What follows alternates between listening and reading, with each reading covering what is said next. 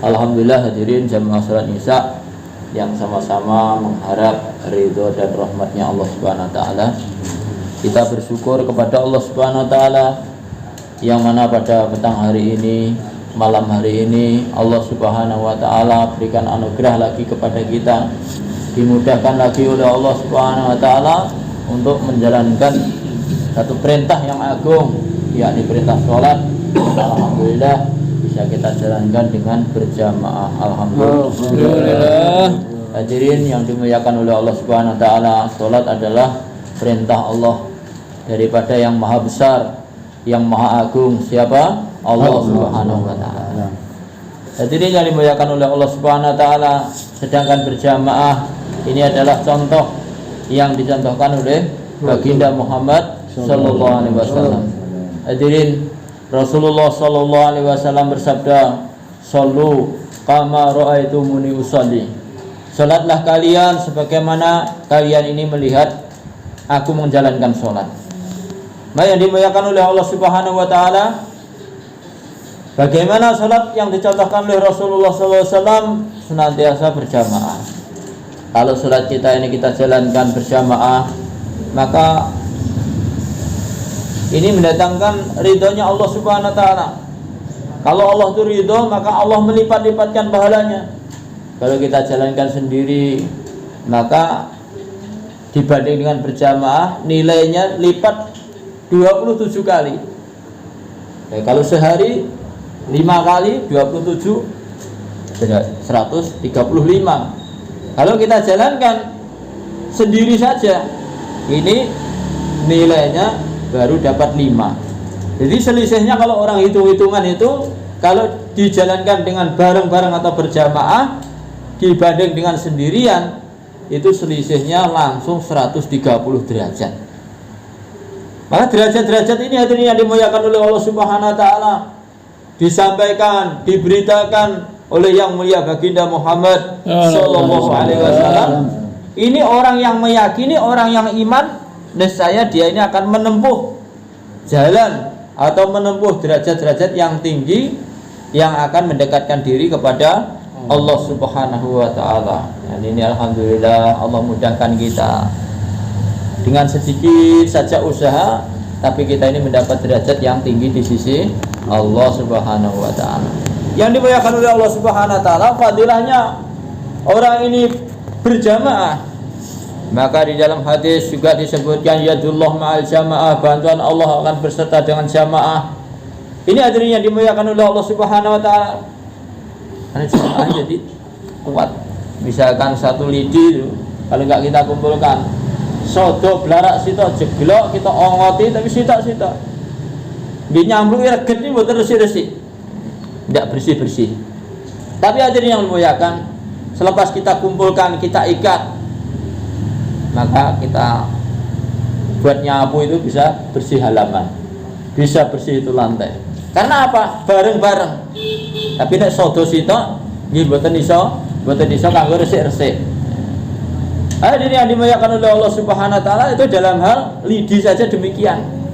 Demikian kalau kita ini umat yang mulia baginda Muhammad sallallahu alaihi wasallam, ini kalau kita ini mau berjamaah, masya Allah, datangkan ridhonya Allah Subhanahu wa taala.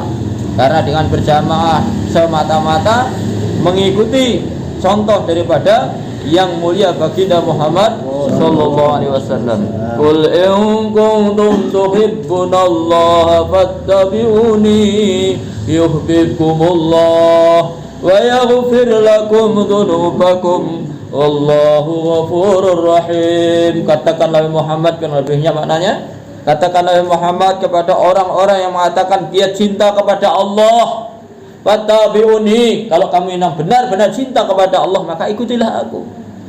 Jadi kalau orang yang mengatakan cinta pada Allah tetapi tidak ikut baginda Rasulullah SAW, perlu dipertanyakan cintanya ini gimana ini.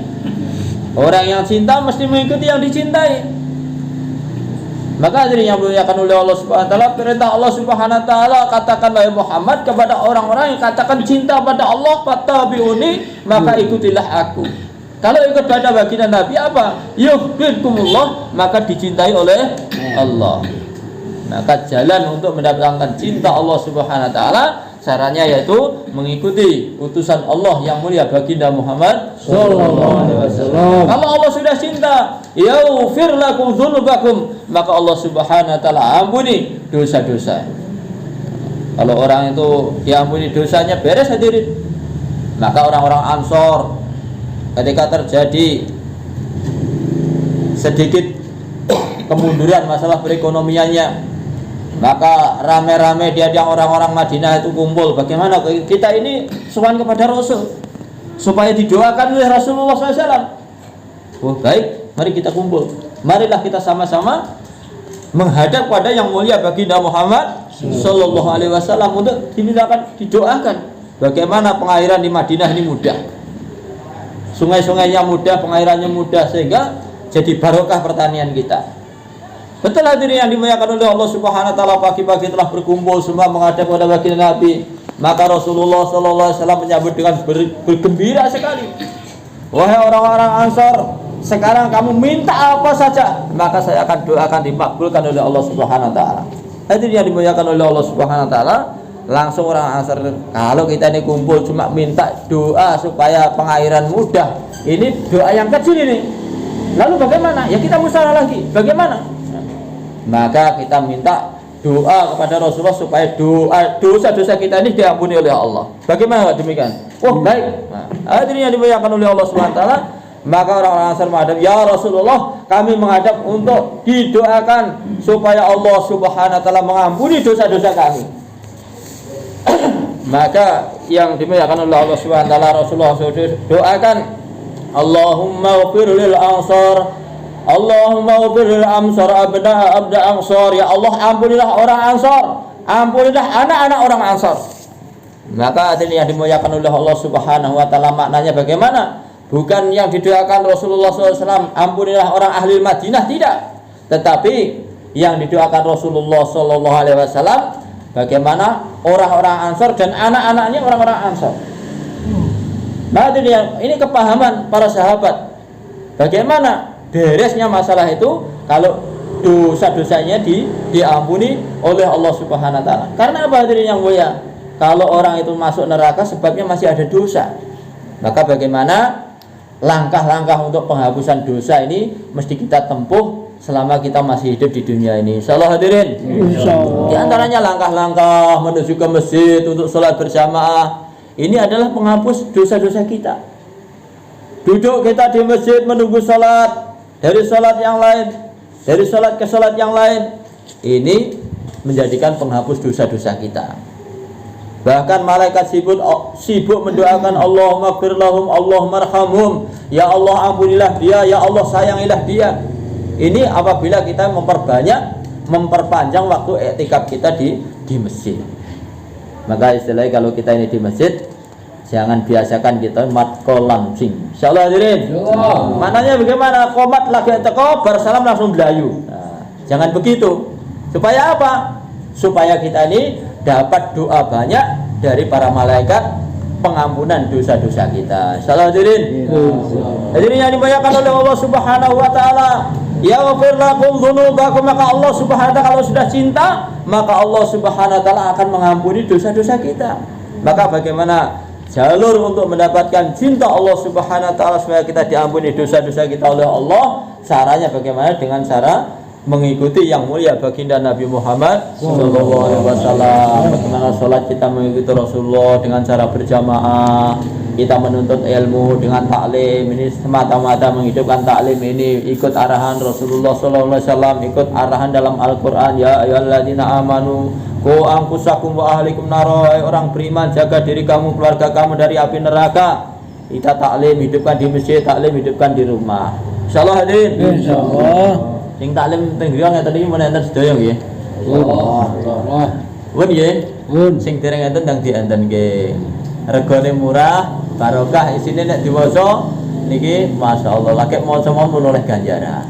Karena tonton hadis diriwayatkan Sayyidina Abu Hurairah ngendikaken Kanjeng Nabi dawuh, nek kitab Allah dibacakan di rumah-rumah Allah, di masjid-masjid dibuat di halaqah-halaqah, buat dibacakan firman Allah sabda Rasulullah SAW, maka Allah Subhanahu wa taala menurunkan rahmat.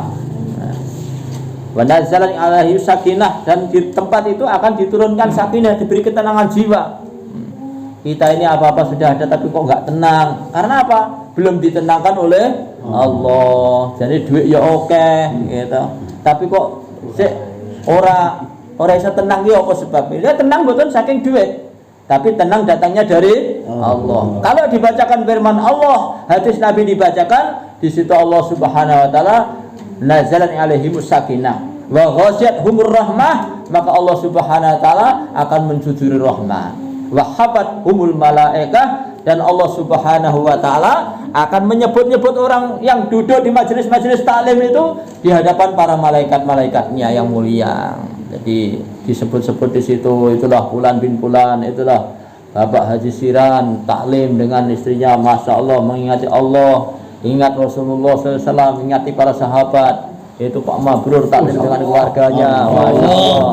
Itu Mas Iwan, itu Pak Yadi, Pak Mong Deso, tapi masya Allah aktif jamaah, aktif taklimnya. Hadirin yang mulia, itu diingat oleh Allah Subhanahu wa taala. Kalau orang di majelis ini ada yang diingat Jokowi di Istana Negara sana, alangkah masya Allah. Mungkin disebut yang TV ngoten. Enggak sesuk gede jadi kopiah gitu. Hadirin yang mulia, ini yang mengingat bukan hanya Pak Jokowi, yang menciptakan seluruh presiden-presiden, seluruh raja-raja. Allah Subhanahu wa taala mengingat-ingat, menyebut-nyebut, bukan hanya di parlemen-parlemen, di negara-negara, tapi di hadapan para malaikat. Hadirin yang mulia. Jadi mesti kita hidupkan taklim penggiyong-giyong kita. Insyaallah hadirin. Masjid dan taklim kita tumut. Enten dia sing mboten kalah penting, mesti kita taklim oleh keluarga kita. Insyaallah nggih. Masyaallah duit jaluk piro kita turuti, pakaian kita turuti, kendaraan kita turuti, tapi rohani dereng kula pikiraken. Apa kita anggap nih zaman sekarang kebutuhan rohani, paham agama ini lebih rendah daripada kebutuhan duit kali pakaian. Jadi ini yang mulia, pakaian selepas datangnya maut, nanti hadirin semua akan ditanggalkan semua, diganti pakaiane serba putih. Nek wis budak gak iso tujukane omah guwa tanpa bantal tanpa kloso, turu ijen ra nek kancane, turu ijen bojone gak gelem ngancani. Insyaallah ya. Insyaallah kita pun sembrono hadirin. Sembrono iki saestu. Perlu kita niki niataken saestu. Kullu nafsin dha'iqatul maut wa innama tuwaffawna ajurakum yaumal qiyamah faman zuhziha 'anil nar wa udkhilal jannata faqad faz wa mal hayatud dunya illa mata'ul. Kabeh sing ana nyawa niki mati kabeh, sing ngomong niki ajeng mati, sing ngrungokne niki ajeng mati, sedaya mati. Engko nek dina kiamat iki sempurna sedaya kali Allah Subhanahu wa taala, pahala amal disempurnakane. Nggih, napa-napa disempurnakane Allah Subhanahu wa taala. Enten kata pengumuman paman zuhziha 'anil nar, sapa yang waktu niku diumumne bebas dari api neraka, faqad faz, sungguh dia telah sukses. Kesuksesan apabila bebas dari neraka masuk surga. Wamal hayatud dunya illa mata'ul ghurur, sedangkan kehidupan dunia ini hanyalah kesenangan yang menipu. Pancen yo enak senenge tapi mletok. Ada senangnya dunia ini, ada senangnya tapi menipu. Bagaimana tidak menipu? Kalau dulu itu malam pertama kayaknya dunia milik kita berdua. Jangan Pak ini yang mulia, yang dimuliakan oleh Allah SWT. Sekarang ini petuk konco sambatit boyokan terus mawon. La ilaha illallah. Itulah amal hayatud dunya ila mata'ul ghurur. Dunia kehidupannya menipu, betul-betul menipu. Sing ketok nyoto mawon. Sampai neng rel kereta api didelok jarak jauhnya koyoke menyatu. Diparani ternyata tetap dua. Itu penipuan-penipuan yang kita rasakan tiap hari. Banyak menipu, angan-angan kita pun banyak tertipu. Hadirin yang dimuliakan oleh Allah Subhanahu wa taala, dan dunia ini gambaran untuk akhirat semua. Nikmat-nikmat ini ya Mas kalian, jangan sampai melupakan nikmat akhirat. Kesusahan juga demikian. Jangan sampai kita ini melupakan kesusahan di akhirat. Sakit-sakit di dunia pun kita sudah enggak betah. Jangan sampai kita ini sakit di akhirat. Insyaallah hadirin. Alhamdulillah. Monggo kita senantiasa berusaha meningkat. Ada iso napa niku syair niku cah angon penekno blimbing kuwi lonyo-lonyo nang penekno kanggo masuk dodot sira. Niku cuma sekalian ibaratnya kita niki dai-dai, penyeru-penyeru, cah angon, pengembala umat ya. Bagaimana umat ini kita arahkan? Ya dia mujahadah. Susah payah lunyu-lunyu nek menek niku nggih, pancen nggih munggah. Walau udan-udan, lunyu-lunyu nang peno, walaupun udan-udan, gerimis-gerimis susah payah, kon ajak-ajak ning ngene tangga teparo, kita tetap ajak-ajak. Kangge napa? Kanggo masuk dodo sira. Kangge masuk sini jero atine lho, Pak. Ngene awake dhewe mboten pernah dipeleduti wong, mboten pernah diperenguti wong, mboten pernah di lok-lokne wong niku awake dhewe niku wetoke kaya buatok ning jero kodhok niku. Kodhok ning jero bathok. Kita wis sundul langit. Ternyata sanga metu sanga bathok niku ternyata jagat iki jembar. Demikianlah hadirin yang muliakan oleh Allah Subhanahu wa taala, kalau kita sumpah umat nanti dicaci, dihina lah yo gaya ning ngene kok ya dadak ngono. Ngoten niku. Yang mulia baginda Muhammad sallallahu alaihi wasallam ini dapat gelar Al-Amin. Bahkan Allah Subhanahu wa taala menyebutkan innaka la'ala khuluqin azim, dan engkau ini punya akhlak yang agung. Tapi Rasulullah SAW jumpa umat, bahkan umat mencaci, mencerca. Dengan demikian jemaah sekalian, ini terjadi membasuh dodo. Napa? Tazkiyatun nufus, ini membersihkan hati.